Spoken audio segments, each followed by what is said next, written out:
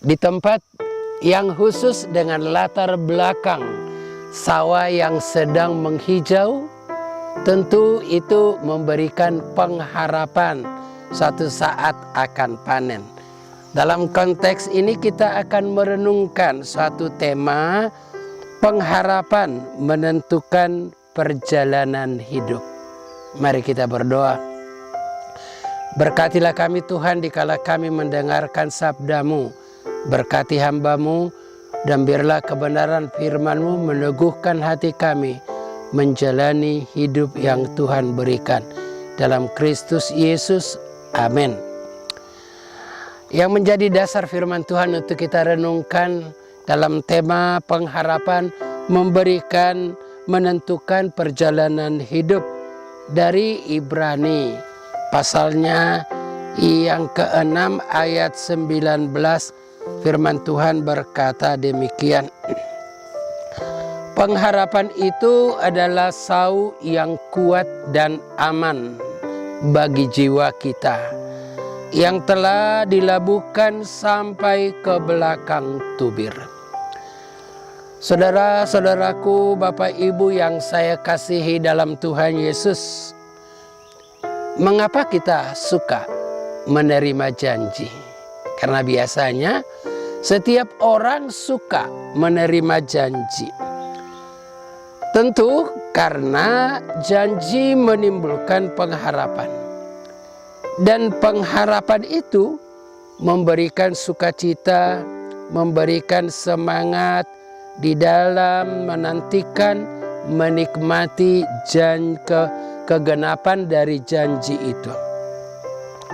Bahkan kita boleh katakan ketekunan dan semangat kita dalam menantikan janji itu ditentukan keyakinan kita akan janji itu dan siapa yang memberikan janji kepada kita.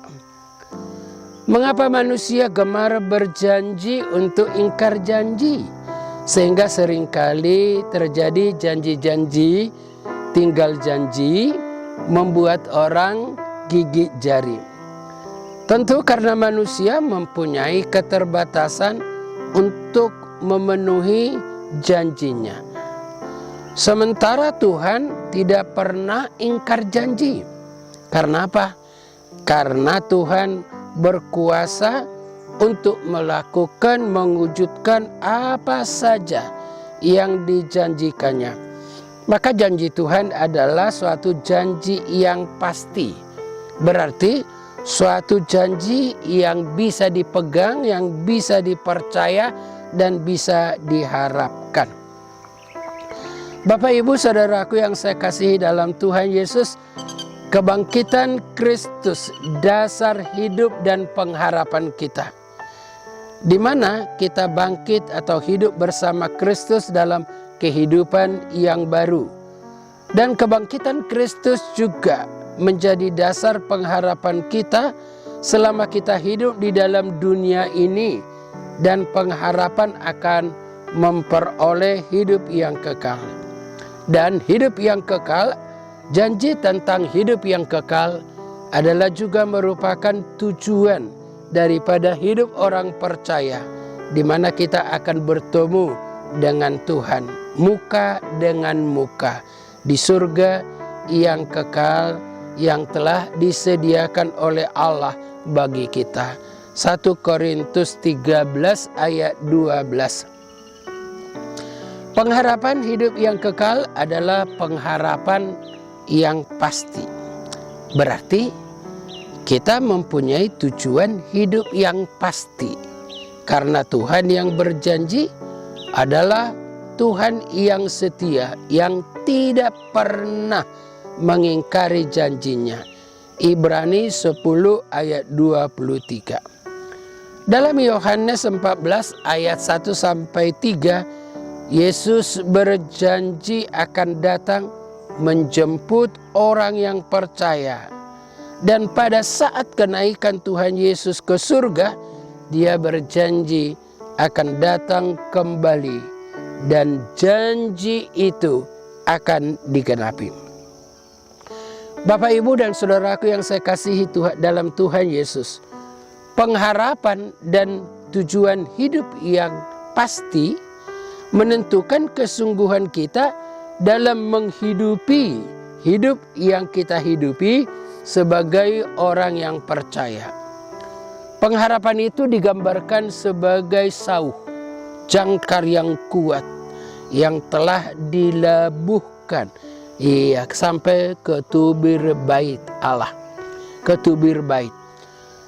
Itu menyatakan kepada kita bahwa hari esok akan lebih baik daripada hari ini.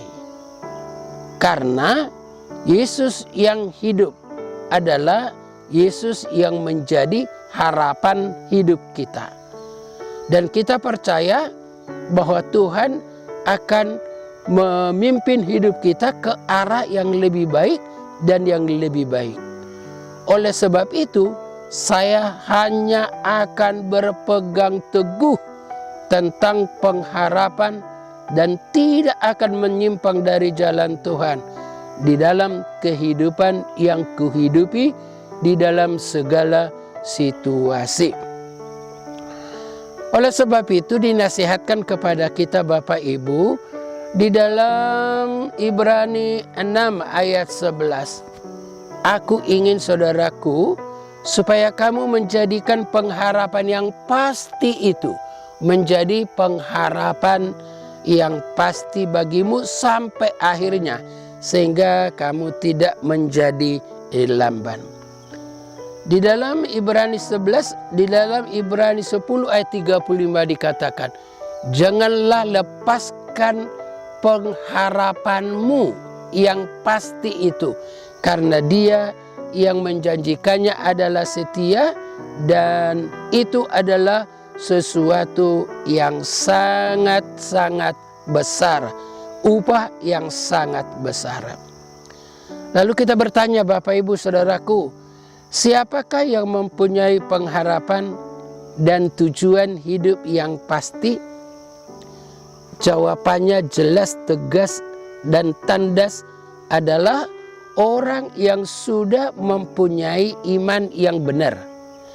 Iman yang benar di dalam pengertian apa yang dinyatakan dalam Roma 10 ayat 9 dan 10, orang yang sudah mengaku dengan mulutnya dan percaya dalam hatinya bahwa Yesus adalah Tuhan. Dengan kata lain, apa yang kita percayai itu sudah menyatu di dalam hidup kita dan sudah menjadi milik kita. Dalam Yohanes 1 ayat 12 dikatakan seberapa banyak orang yang percaya dan menerimanya diberi kuasa menjadi anak-anak Allah. Dan di dalam Roma pasalnya yang ke-8 ayat 15-17, yang orang yang sudah menjadi anak Allah memanggil Allah itu ya Abba, ya Bapa. Iya, dan sebagai anak-anak Allah berhak mewarisi kerajaan Allah. Dengan kata lain Bapak Ibu dan Saudaraku, orang yang mempunyai pengharapan dan tujuan hidup yang pasti adalah orang yang sudah menjadi anak-anak Allah. Di dalam Yohanes 14 ayat 20 dikatakan, pada saat itulah kamu tahu bahwa aku di dalam Bapa, kamu di dalam aku, dan aku di dalam kamu. Bapak, Ibu, dan Saudaraku yang saya kasihi dalam Tuhan Yesus, sebagai kesimpulan dan penutup renungan kita, marilah kita memiliki pengharapan dan tujuan hidup yang pasti.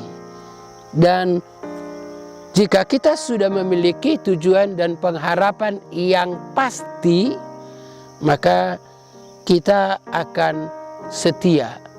Apapun yang terjadi dalam hidup kita, kita akan terus menekuni hidup di dalam iman sebagai orang yang percaya. Tuhan Yesus memberkati. Mari kita berdoa. Kami bersyukur untuk janji yang memberikan pengharapan yang pasti bagi kami, dan juga memberikan tujuan hidup yang pasti bagi kami. Biarlah kami Tuhan sungguh meyakini itu dan berpegang kepada janji yang pasti itu, sehingga kami boleh bertekun selama kami hidup di dalam dunia hidup yang sementara ini. Dalam Kristus Yesus kami berdoa. Amin.